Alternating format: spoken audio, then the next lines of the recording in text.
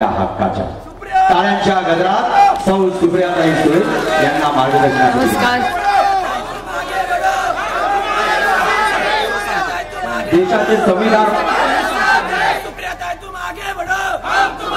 नमस्कार. आदरणीय पवारसाहेब, सदाबापू, आप्पासाहेब जगदाळे, सतीश मामा खोमणे, जवाहर शेख, जगन्नाथ बापू शेवाळे, राजा राजापूरकर, विकास लवांडे, रविकांत वरपे, हिरालाल लाथोड, कविताताई मेत्रे, गणपताबा देवखते, सुभाष आप्पा डोले, अमोल देवखते, SN बाबू जगताप, महारुद्र पाटील, तेजसिंग पाटील, सत्यव्रत काळे, संदीप गुजर, वैभव भरुंगले, पौर्णिमाताई, सागर मिसाळ, अनिकेत निंबाळकर, वनिताताई बनकर, प्रियांकाताई, राजूदादा, नंदा वहिनी, श्रीनिवासदादा वहिनी, रणजितदादा वहिनी, ज्यांचं भाषण आपण आत्ताच ऐकलं, असे ज्यांनी आपल्या सगळ्यांमध्ये जी चुरस लावली आहे असे संजय जगताप, रोहित दादा, युगेंद्र दादा, व्यासपीठावरील सर्वच मान्यवर आणि उपस्थित बंधू आणि भगिनी, हनुमान मंदिर कनेरीला च्या समोर नतमस्तक होऊन तमाम बारामतीकरांनी मला 3 वेळा मोठ्या संख्येने मतदान करून संधी दिलेल्या जायची, त्याबद्दल आपल्या सगळ्यांचे मी मनापूर्वक आभार मानतो. आणि पुन्हा एकदा मला माझं काम आणि माझं मेरिट बघून संधी द्यावी अशी विनम्र विनंती करायला खरं तर मी आज इथे आलो. आपल्याला सगळ्यांनाच माहिती आहे की खरं तर हा एक कौटुंबिक कार्यक्रम आहे आणि आज कौटुंबिक कार्यक्रमात बरेच पत्रकार आलेत. मी आताच रोहित आणि युगेनला समजून सांगत होते कोण कोण पत्रकार आले. तर मुंबईवरनं महिला पत्रकार आल्या आहेत, राजदीप सरदेसाई हे दिल्लीवरनं आलेत, आणि ज्या ठिकाणी आमच्या मुलांना इच्छा असते जायची, न्यूयॉर्क, अमेरिका माहिती आहे ना सगळ्यांना, अमेरिकेवरनं न्यूयॉर्क टाइम्स म्हणून तिथला पेपर आहे, जसं आपला महाराष्ट्र टाइम्स, लोकसत्ता, तसं अमेरिकेतला एक मोठा वर्तमानपत्र आहे, त्याचं नाव आहे न्यूयॉर्क टाइम्स. त्या न्यूयॉर्क टाइम्सचे ग्रहस्थ कालपासून माझ्या मागे मागे आहेत. आणि मला रोहित आणि युगेन म्हणतात, आत्या ही न्यूयॉर्क वाली इथे कशाला आली? राजदीप सर त्याचे ठीक आहे आपलेच आहे, न्यूयॉर्क टाइम्स झाले. मग त्या फोटोग्राफरला दोघांनी जरा घेराव घातला, या दोघांनी मिळून, आणि त्याला म्हणले इकडे ते कुठले आहेत? तर ते अफगाणिस्तानचे राहतात, दिल्लीला आलेत न्यूयॉर्कवरनं, या देशाचं लोकसभेचं इलेक्शन कव्हर करायला आलेत आणि 2 दिवस एकाच मतदारसंघात या देशात फिरतायत, तो म्हणजे बारामती लोकसभा मतदारसंघ. 2 दिवस या संपूर्ण देशामध्ये सगळीकडे त्यांना जायची इच्छा आहे. काल आले, इतके रमले की आजही इथेच आहेत. असं होईना की 7 तारखेपर्यंत इथेच राहायचे, बहुत मजा आ रहा है. आणि ते अफगाणिस्तानवरून आलेत. अतिथी देवो भव, सगळ्या पाहुण्यांचं स्वागत केलंच पाहिजे. पण विचार करा, विकास लवांडे, तुमच्या भाषणात तुम्ही सांगितलं इथलं इलेक्शन, तिथलं इलेक्शन, तिथलं इलेक्शन. तुम्ही विचार करा, बारामती लोकसभेचं इलेक्शन पार अमेरिकेपर्यंत पोहोचलंय.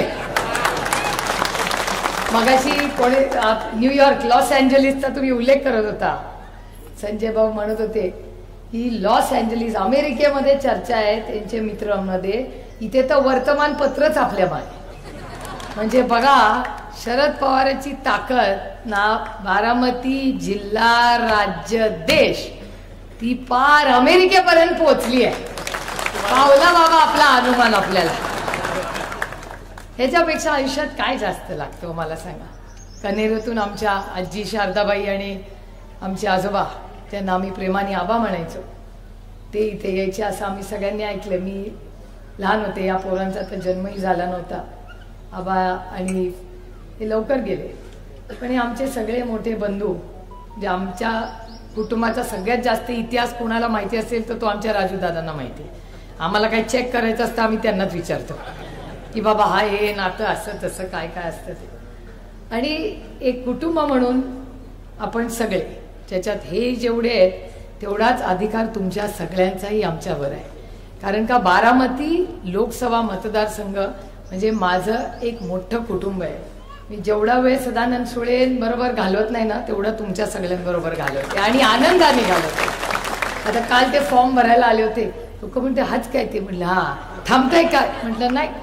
म्हटलं आमचं लग्न कसं आहे, आतिक्या खंडाळा, खंडाळ्याच्या खाली नवरा, खंडाच्या वरती तुम्ही. त्याच्यामुळे त्याचं इथे नाही आणि तिथे आपण ढवळाढवळ करत नाही, ते इथे ढवळाढवळ करत नाही. त्यामुळे तुमच्या सगळ्यांच्या सहकार्याने आपण खूप चांगलं काम गेले अनेक वर्ष एकत्र करत असतो. हे बघा, एकातलं काय होत नाही. आणि ताट कसं वाढलं ना की ताटातलं वाटीत आणि वाटीतलं ताटात असंच सगळं चाललं होतं. आता थोडीशी नाराजी झाली आहे 6 महिने, त्याच्यामुळे सगळ्यांचाच रोष माझ्यावर आहे. आता तर 10 वर्षाचा हिशोब लोक काढतात आणि 10 वर्षात काय केलं, काहीच नाही केलं. अरे तुम्ही पण होता ना सत्तेत. असं आहे, मी कधीच म्हणत नाही मी केलं, आपण केलं. मी कधी काय माझ्या खिशातले पैसे देते काय? ही पाण्याची स्कीम मी केली काय खिशातल्या पैशांनी नाही केली. अर्धे केंद्र सरकारने दिले, अर्धे महाराष्ट्र सरकारने केले. आणि तेव्हा महाविकास आघाडीचं सरकार होतं, उद्धव ठाकरे या राज्याचे मुख्यमंत्री होते, तेव्हाचे पैसे. त्याच्यामुळे मी काय घरच्या पैशातून विकास करत नाही बाबा. तुम्ही सगळ्यांनी आशीर्वाद दिला, खासदार झाले. आणि जे माझ्यावर टीका करतात की मी 10 वर्ष काम करत नाही, पहिलं 5 वर्षाचाच आपण हिशोब करूया. हे 5 वर्षाचं माझं पुस्तक आहे, जे मी आज छान पॅक करून पाठवून देणार आहे त्यांना. आणि माझा विश्वास आहे की हे मराठीतच आहे, मराठीत. आणि हे पुस्तक पाठवून मी माझी त्या सगळ्याच माझ्या विरोधकांना विनम्रपणे विनंती आहे, अर्धा पाऊण तास फक्त वाचायला थोडा वेळ लागेल, वेळ नसेल मी समजू शकते. चाललं तरी मी तुम्हाला सांगते, उद्या कनेरीला जे येतील ना ती सगळी मलाच मतदार करतील. कारण काय सगळं ह्याच्यात लिहिलेलं, काय वेगळं लिहिलेलं नाही आणि सत्य आहे. आणि मी सांगते की हे मी नाही केलेलं, आपण सगळ्यांनी मिळूनही केलेलं आहे. आपला पक्ष एक होता, आपण सगळे एकत्र काम करत होतो. आणि ठरलंच होतं ना, दिल्लीची सगळी कामं मी करायची, इथली तुम्ही सगळी करायची. मी कधी त्यांच्यात कुणाच्या ढवळाढवळ केली का? आमच्या आई, आमच्या मोठ्या वहिन्यांनी आम्हाला काय शिकवलं? मोठ्यांचा मान सन्मान करा, छोट्यांना प्रेम द्या. आम्ही छोट्यांना प्रेम देत गेलो, मोठ्यांचा मान सन्मान करत गेलो. मोठ्यांच्या समोर एक पाऊल मागे. मगाशी एक बापूसाहेब भेटले मला तिथे काट्याच्या वाडीला, मला मंदिरात बसले होते. मला म्हणले तुम्ही फार येत नाही, बाकी सगळ्या तालुक्यांमध्ये फिरता, बारामतीत कमी यायचा, जास्त जिव्हाळा लावा. म्हटलं अहो लावायला आहे, मी वर्षातून येते, माझ्या भावाचं इथे घर आहे, इथे घर आहे, सगळे इथेच आहे ना. पण ते म्हटले तुम्ही बाकीच्या तालुक्यांपेक्षा बारामतीला कमी वेळ द्यायचा. हो, मी कमी वेळ द्यायचे मान्य करते, पण त्याला कारण होतं. कारण का इथे आपलं ठरलं होतं की इथलं सगळं त्या सगळ्यांनी बघायचं आणि बाहेरचं सगळं मी बघायचं. आता मान सन्मान करायला गेलं दुसऱ्याचा, तर आता असं कोणाला वाटेल का कुणावर असं काही होईल? मोठ्यांचा विश्वासाच्या नात्याने आपण मान सन्मान केला, वयाचा मान सन्मान केला, नात्याचा मान सन्मान केला, पदाचा मान सन्मान केला, सगळ्याचाच मान सन्मान केला. पण ठीक आहे, आता जे काय झालं गंगेला व्हायला, सगळ्यांबद्दल अच्छा बोलू. हरिमुखे म्हणा, हरिमुखे म्हणा. आता कुठे माझा हरी आला की तुतारीच वाजते. माझ्या पांडुरंगांनीच इलेक्शन हातात घेतलंय असं मला वाटायला लागलंय. आता त्यांनी ठरवलंय आणि तुम्हीच तर आहात ना पांडुरंग. तुमच्या सगळ्यांच्या रूपात पांडुरंगाचं आहे ना, काय नाही तर मला सांगा. एक आणि एकादशी आहे, वा हे बघा. त्याच्यामुळे जे काय झालं गंगेला व्हायला, पण बदल काढावे लागतील आपल्याला. आज रोहितच्याही भाषणात त्या गोष्टीचा उल्लेख आला की ग्रामपंचायतीपासून लोकसभेपर्यंत प्रत्येक इलेक्शन आपण वैचारिक पद्धतीने लढणार आहोत, वैयक्तिक नाही. आपली लढाई वैयक्तिक कुणाशीच नाही, कुणाशीच नाही.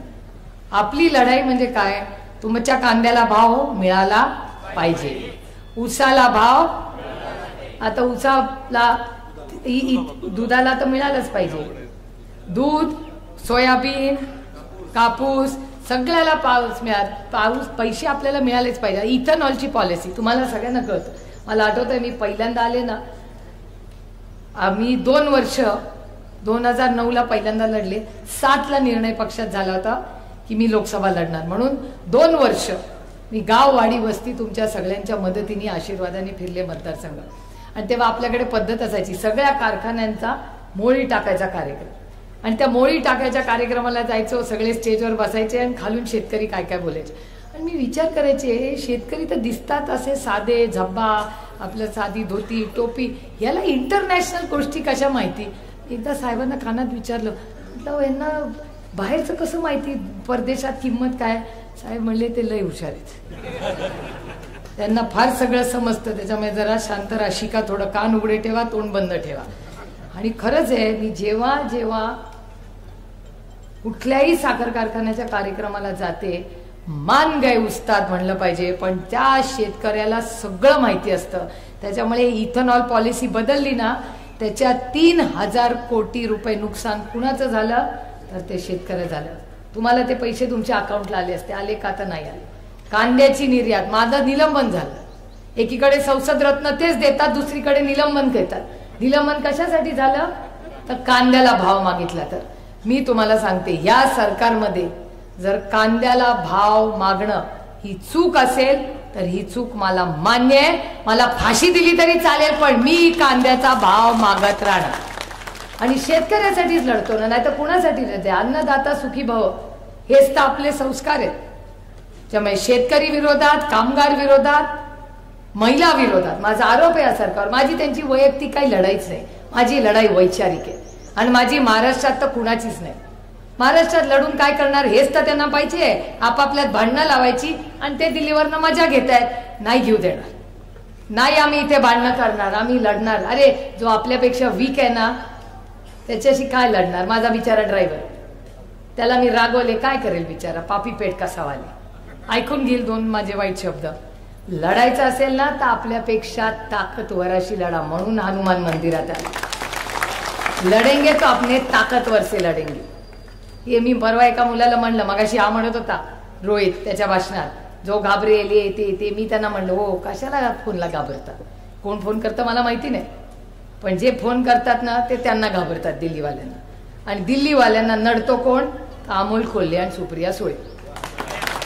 त्याच्यामुळे आणि आदराने लढतो आम्ही, काय दमदाटी करत नाही. तो अजित आठवळे आहे का इथे कुठे, मगाशी दिसलेला, त्या अजित आठवळेला सांगितलं तुझे टँकर बंद करतो.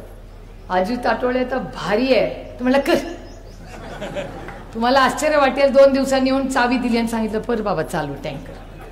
अशी आहे, अशा किती गोष्टी मी तुम्हाला सांगू. त्याच्यामुळे घाबरू नका. ठीक आहे, ते देतील. आणि समजा धमकी दिली ना तरी हात जोडायचे आणि म्हणायचं रामकृष्ण हरी वाजवा. फार भानगड करायचीच नाही. आणि त्याच्यामुळे ठीक आहे ना, आता त्यांचा अधिकार आहे, ते त्यांनी आपलं म्हणायचं, आपण आपलं तुतारी आणि आपली मतं वाढवत जायचं. त्यांच्याकडे काय चाललंय, काय काय भानगडी पडायचं नाही. आपण एकच लक्ष, रामकृष्ण हरी. 7 तारखेला आपलं इलेक्शन आहे. नंतर महाबळेश्वर आणि गोवा बिवाला जायचं, बुकिंग नाही करायचं. हे पोरांनो, आपल्याला बाग बांधून जायचंय, आपल्याला शिरूरला, नंतर पुण्याला जायचंय, तिकडून मावळला जायचंय आणि त्याच्या साताराला जायचंच आहे. त्याच्यापती आपलेच बरोबर वोटिंग आहे. त्याच्यानंतर आपल्याला मुंबईला जायचंय, आपले पण सगळे सोयरे तिकडे आहेत. त्याच्यामुळे मुंबईला पण जायचंय. त्याच्यामुळे अजून 1 महिना आहे, मेहनत करायची आहे सगळ्यांना. कारण तुम्ही बघता आपल्या या सगळ्या संघर्षाच्या काळात मी माननीय सोनियाजी, माननीय उद्धवजी, माननीय अरविंद केजरीवालजी या सगळ्यांचे आणि बाळासाहेब आंबेडकरांचे मनपूर्वक आभार मानते की या संघर्षाच्या काळात आपल्या बरोबर ताकदीने सगळे उभे राहिले. आज तुम्ही बघा ना, निर्मला सीतारामनजी, माझ्या मनात प्रचंड आदर आहे त्यांच्याबद्दल. 2 गोष्टी त्यांनी केल्या. पार्लमेंटमध्ये येऊन काय म्हणाल्या की केजरीवालांनी पैसे खाल्ले, अशोक चव्हाणांनी पैसे खाल्ले. अशोक चव्हाण गेले बीजेपीत आणि केजरीवाल गेले जेलमध्ये. आरोप दोघांवर तेच केले. भ्रष्टाचाराचे आरोप मी नाही केले ना, अशोकरावांवर केले कधी. अशोकराव माझ्यावर नाराज आहेत आता की सुप्रिया सुळे सारखंच माझं काळ. म्हणलं मी कधी म्हणले, मी तर उलट पार्लमेंटमध्ये म्हणले आमचे अशोकरावांनी पैसे नाही खाल्ले. ज्या निर्मला सीतारामन म्हणल्या पैसे खाल्ले, आता अशोकराव त्यांच्याच पंक्तीला जाऊन बसले. आता माझं झालं की होते का नव्हते आता कळेल ना मला. त्याच्यामुळे भ्रष्टाचार, महागाई आणि बेरोजगारी ह्याच्या विरोधात आपल्याला लढायचं. परवा एक माणूस मला भेटला बारामतीत, मला म्हणलं पियाजो कंपनी राहते ना. म्हणलं असं काय बोलतोय. म्हणले नाही, साहेबांनी आणली आणि नवीनवाल्यांनी घालवली, मग केवढ्यात पडायचं. सगळ्याच कंपन्या चालल्या आहेत बाहेर. गोष्ट खरी आहे, लोकांमध्ये प्रचंड अस्वस्थ आहे. मी तुम्हाला शब्द देते की बारामती लोकसभा मतदारसंघातल्या 99% फॅक्टरी, कंपन्या, संस्था या आदरणीय पवार साहेबांनीच आणल्यात आणि चालवलेल्या आहेत. आणि त्यातली एकही नोकरी आम्ही दुसऱ्या राज्यात जाऊ देणार नाही. हा शब्द आहे मला तुम्हाला. आम्ही वाढू पण कमी करणार नाही. आणि त्याच्यामुळे हे इलेक्शन हे महत्वाचं इलेक्शन आहे. या इलेक्शनमध्ये आपण सगळ्यांनी शेतकऱ्यांसाठी, कष्ट करणाऱ्यांसाठी ही लढाई आहे. ही वैयक्तिक माझी कुणाचीच लढाई नाही. माझी लढाई एक चुकीच्या विचाराच्या आणि चुकीच्या धोरणांच्या विरोधात आहे. आणि 3 शब्द देऊन माझं राजकारण आणि समाज मार्ग करते: सेवा, सन्मान आणि स्वाभिमान. सेवा मायबाप जनतेची, सन्मान शेतकऱ्यांचा, ज्येष्ठांचा आणि महिलांचा, आणि स्वाभिमान तुमच्या आणि माझ्या महाराष्ट्राचा. त्यामुळे आपण सगळ्यांनी जी साथ मला दिली, आणि चिन्ह बदललंय, मी पक्ष बदलला म्हणून चिन्ह नाही बदललेला. चिन्ह गेलं, का गेलं, कशाला गेलं, सगळ्यांना ती कथा माहिती आहे. आता त्याच्यात नाही मी पडणार, कारण का मी इतिहासात एवढी रमत नाही. मी वास्तवतेत जगते.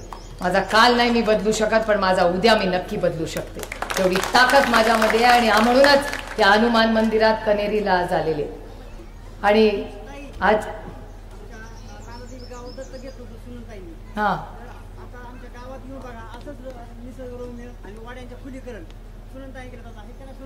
या काय सुनंदाता इथेच बसले आणि त्यांचं पोरग इथे बसले.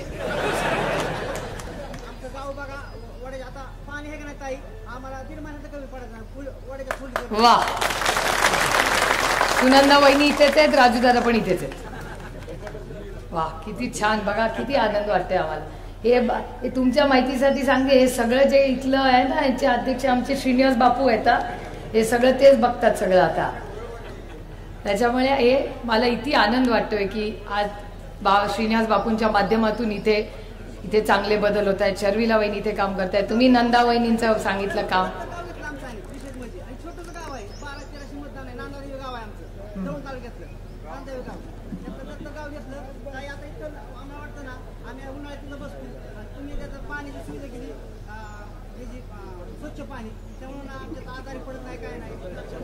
वा, छान छान.